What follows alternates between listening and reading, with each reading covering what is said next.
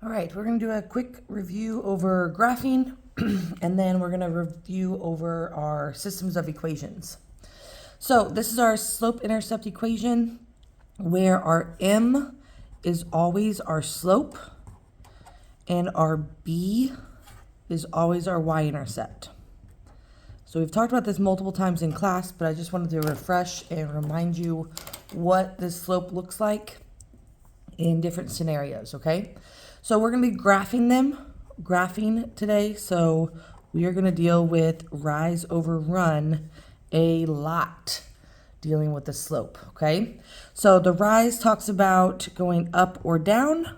And then for the run, we are just going to be going to the right or to the left. So the left or right motion.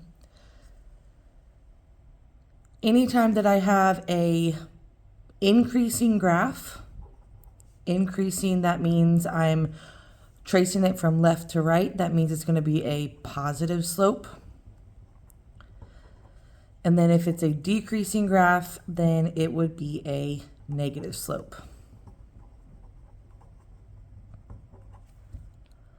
The y-intercept is always where the y-axis is crossed with the actual graph that's being drawn.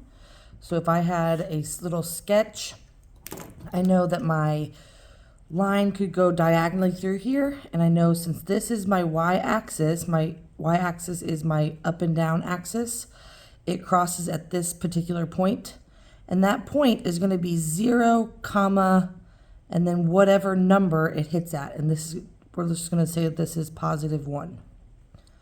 So my y-intercept number that actually shows up in my equation is just going to be 1.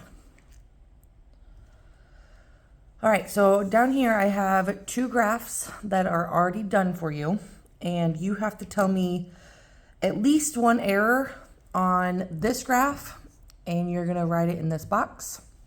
And then you're going to find at least one error in this graph and write it in this box.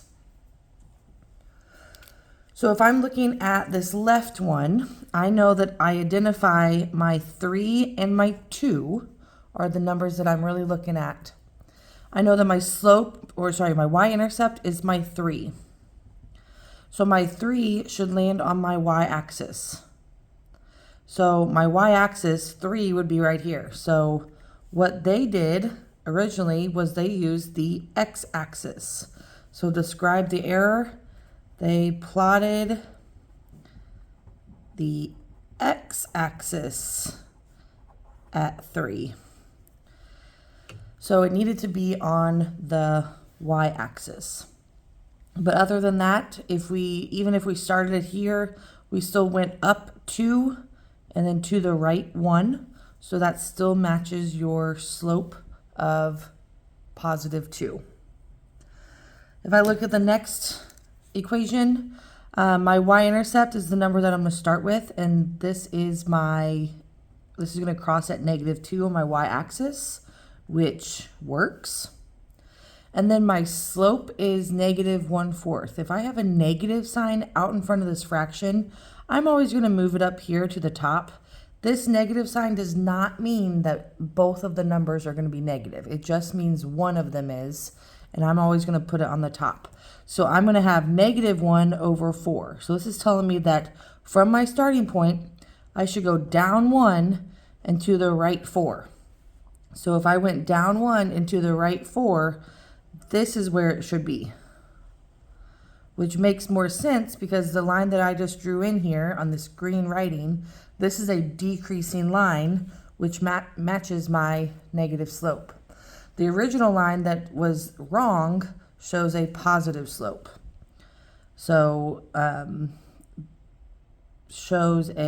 error was that shows a positive slope, or something like they went up when they should have gone down on the slope,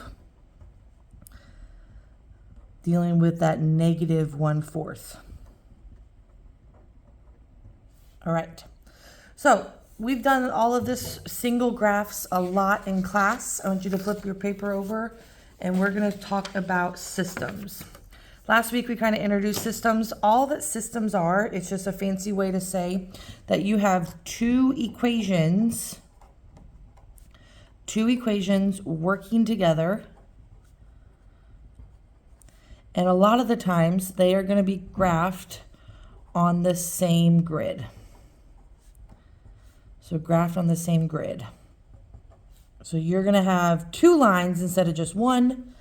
And most likely they're going to intersect or cross. And that's what we're looking for. So this curly bracket that starts all of these little systems down here, all of this is just a bracket that groups the equations together. So that's all that it's telling you, that these two equations will go together because they are linked together with that bracket. Then you have the solution boxes. The solution boxes are the coordinate point. So again, a coordinate point should be that XY pair. So a coordinate point should look like this, just with numbers. So it's a coordinate point that is the intersection. So wherever the lines cross, they will cross at a certain point. And that's the solution that you're going to put in this box. All right, so let's graph these two on this grid. If I'm looking at this, my top one, I'm going to start at 3 for my y-intercept. And then my slope tells me that it's going to be -1/2 because I'm going to move this negative sign up top. So I'm going to go down 1 and then over 2. Down 1 and over 2. And I'll continue that pattern. If I want to, I can extend it and reverse it. So I can go the opposite way as well. So you can use a ruler, you can use a straight edge. You could just use the edge of your folder if you wanted to. We're just going to make a straight line and I'm going to draw arrows on the end. Okay. My next line is going to look like starting at -4. And I'm going to be going up. Sorry, my slope is 3. So if I change that into a fraction, it's going to be 3/1. So that's telling me I'm going to go up 3 and over 1. So I'm going to go from my -4, I'm going to go up 3 and over 1. Up 3 and over 1. So when I draw in my line and actually connect the dots, so you're able to see this a little bit better. When I connect my dots to create the line, I should see that I have an intersection point at 2, 2. So here's my intersection point, and that coordinate is at 2, 2. So that would be my solution point. So I'm going to write that in the box up top. Okay. All right. We're going to move on to the next one. So next one, I'm going to have starting at -3 on the y-axis. My slope tells me that I'm going to go up 1 and over 3. Up 1 and over 3. If I reverse it around, I will make this straight line that looks something like this. On my second equation, my y-intercept is +1. And then my slope, I don't have a number out in front, but there's an invisible 1 there. So if I have a -1, and if I want to change that into an actual fraction, I would write that over 1. So I would be going down and to the right. Down and to the right. Down 1 to the right 1. Down 1 to the right 1. And then as I extend out my line, I'll be able to see that it crosses at a certain point. And this certain point would be 3, -2. 3, -2 would be my second answer. All right, let's do the third one. The third one, the first equation, I have a +4 as my y-intercept. And then my slope of 2/3 tells me that I'm going to go up 2 and to the right 3. Up 2 and to the right 3. If I continue going this way, I'm going to run out of room, but I can reverse it. Instead of going up 2, I can go down 2. And instead of right 3, I can go left 3. I can reverse it around completely, and it would still get me this same line.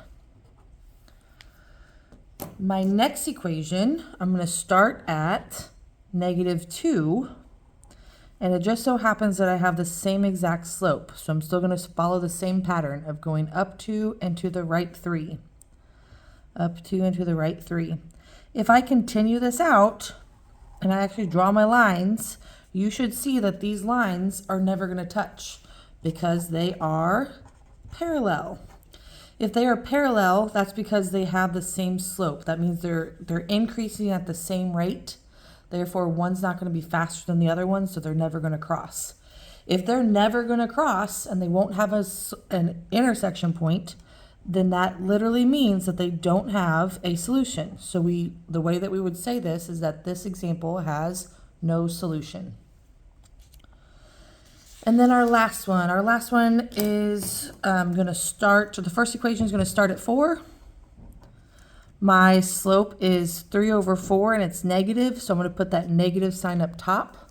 Tells me that I'm going to go down 3 and to the right 4. So down 3 to the right 4.